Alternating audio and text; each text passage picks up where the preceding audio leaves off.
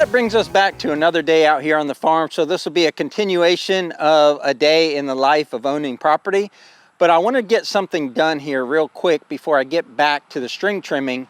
And when I installed these railroad ties along the side of the driveway here, I forgot to take into account that the gate swings a little wider than the width of the opening.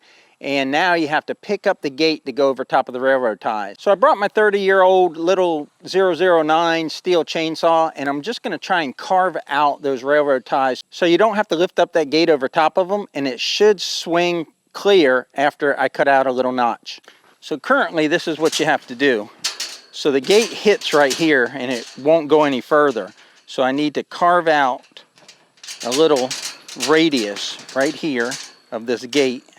And once I carve that out, you won't have to lift up on the gate to go over top of that railroad tie.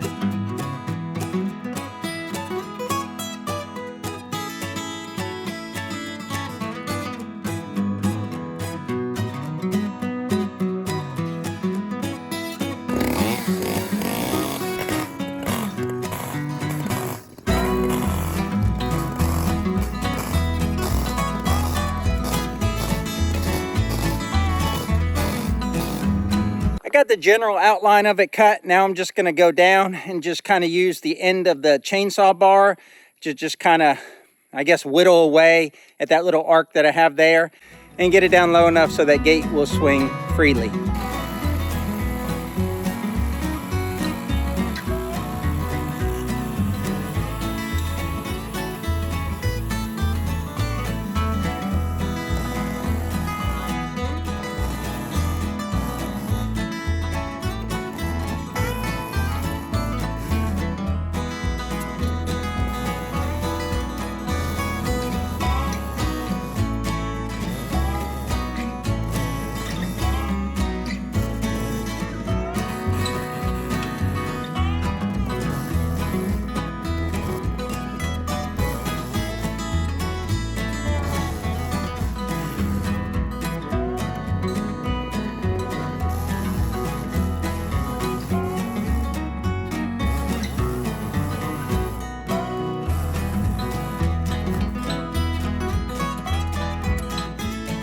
All right guys, that turned out pretty good, quicker and easier than I thought. I only hit one piece of gravel with the chainsaw chain, so it really didn't get that dull, and I was able to hold it pretty level and even and cut out that radius. That's real nice right there. That's exactly what I wanted to happen. Now in hindsight, I would go back and I would have put those railroad ties farther over, make the driveway a bit wider, and also have no interference with this gate and also a future gate that we're going to be putting up here at Piney Grove. But for now, this works out great. One thing I want to say while I'm out here, this is the front of our property along the road, and the amount of trash that people will throw out their window, I'm talking about whole bags full, like a chicken dinner, and of course the obligatory beer bottles and beer cans, Red Bull, Monster, etc. But the sheer volume of trash that they throw out along this road is just, it's actually sad, it's disappointing, but that's the way people are, and we want a clean property, so we come out here every week and we clean it up. I wanted to try and fix a leak that's on top of the mega shed here, but I wasn't sure if I had the right stuff to do it. Well, I actually do have a little bit of flex tape. I was thinking of pulling out the 2 screws where I think it's leaking and then putting some caulking in there and then putting the screws back in the hole and then putting some flex tape on top of it. But I don't have any caulking, so I'm going to climb up here, show you what I'm talking about, and put a piece of flex tape over it. If that fixes the leak, at least I know where the leak is originating and I can do a more permanent fix later.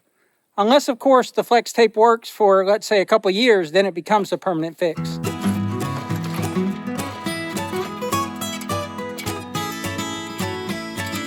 So Mrs. Piney Grove would not approve of this,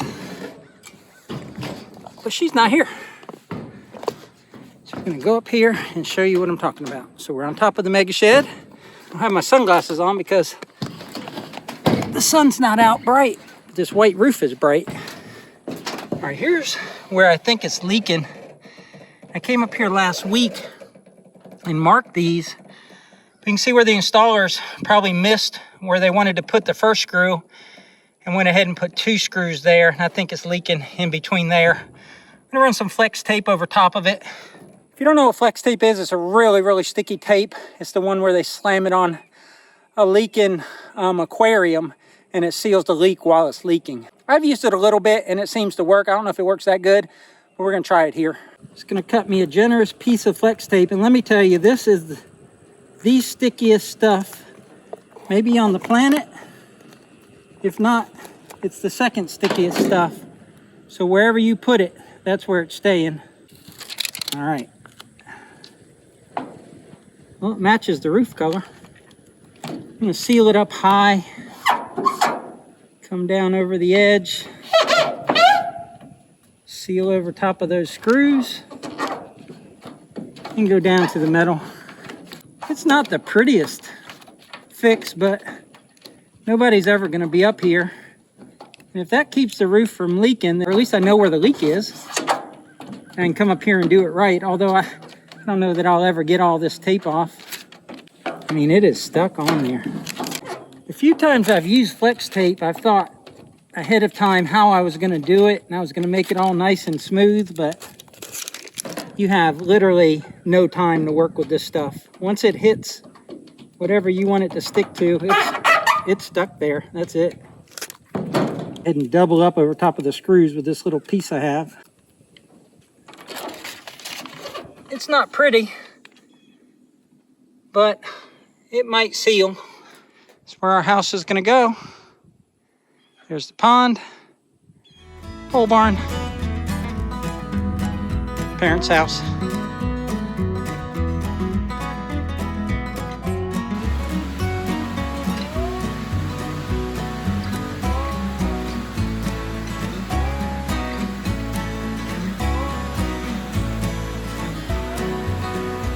Even though we did get some work done, we didn't get everything we wanted to get done. We got quite a bit of rain out of this thunderstorm, and there are no leaks inside where I sealed that with that flex tape, so that's a win. So we're gonna count that as our big win for today.